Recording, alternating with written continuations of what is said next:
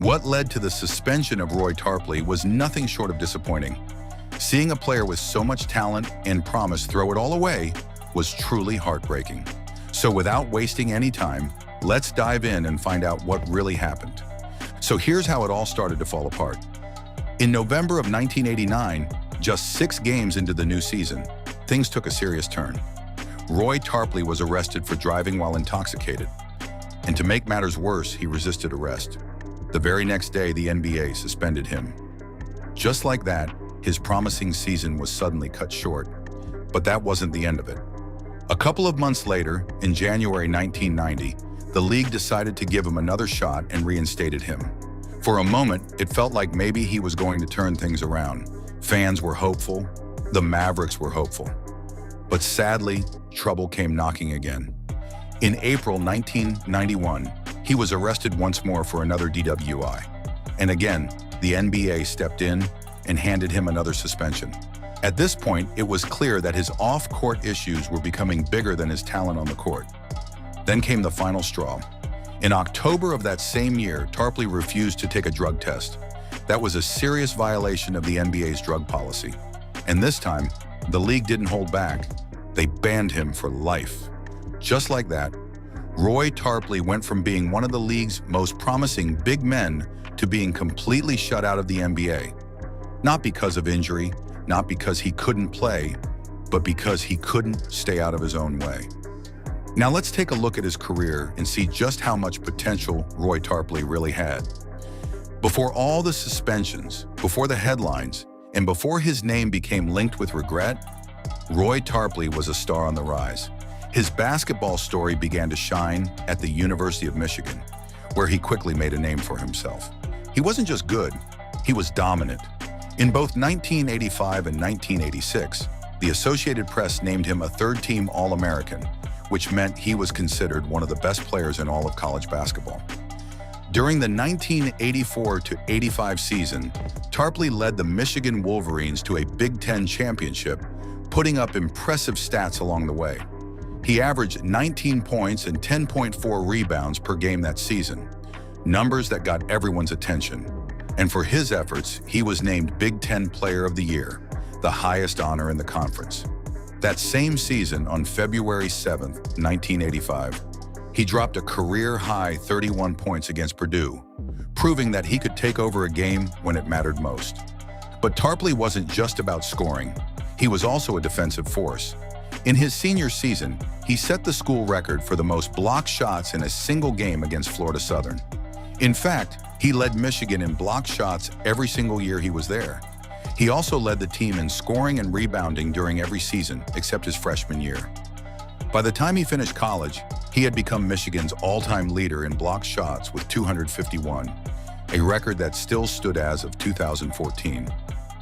Over his college career, he averaged 13.1 points, 7.8 rebounds, and 2.1 blocks per game.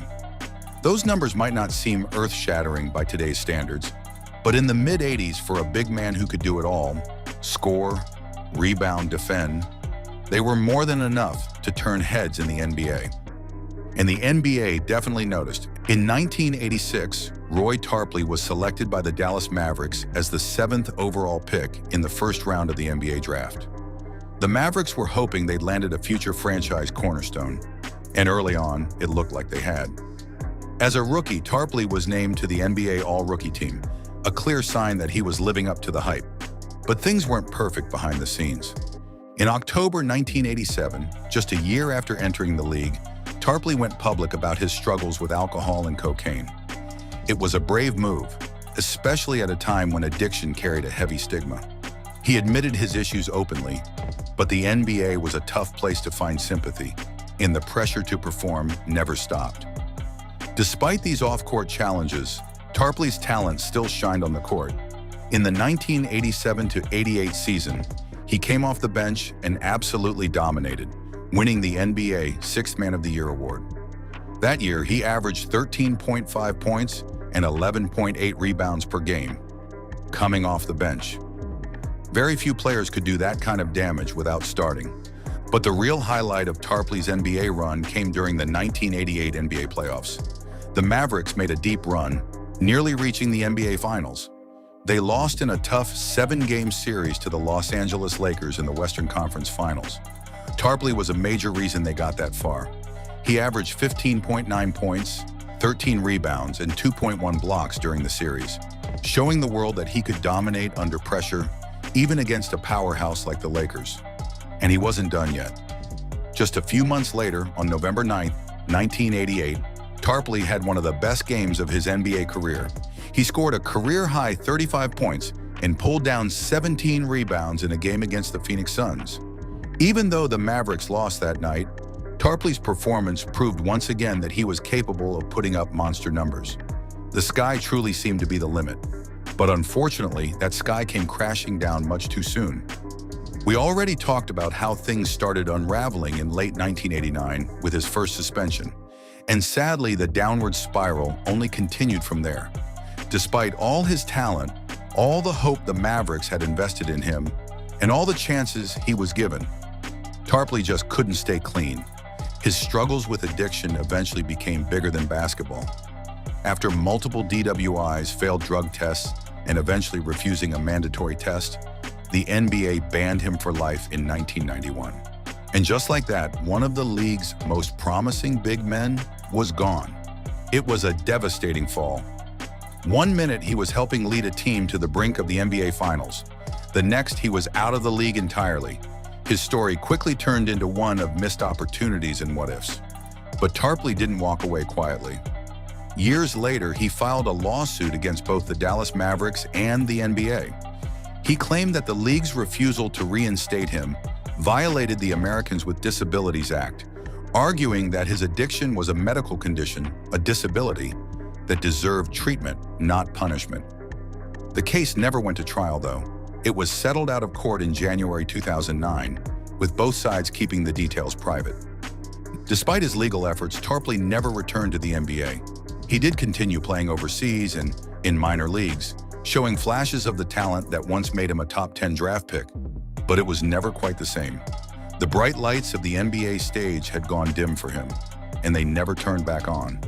Then in January 2015 came the final and saddest chapter. Roy Tarpley passed away on January 9, 2015, in Arlington, Texas. He was just 50 years old. No official cause of death was released at the time, but reports suggested it was due to liver failure, likely a result of the years of damage his body had endured. It was a heartbreaking ending to a story that had once been so full of promise. Roy Tarpley wasn't just a cautionary tale. He was a reminder of how real-life struggles can sometimes overwhelm even the greatest talent. He had the skills, the numbers, the accolades, and the heart to be a star. But in the end, the fight off the court became the one he just couldn't win. And that wraps up today's video. Don't forget to hit like and subscribe so you never miss an update. We'll see you again soon. Take care.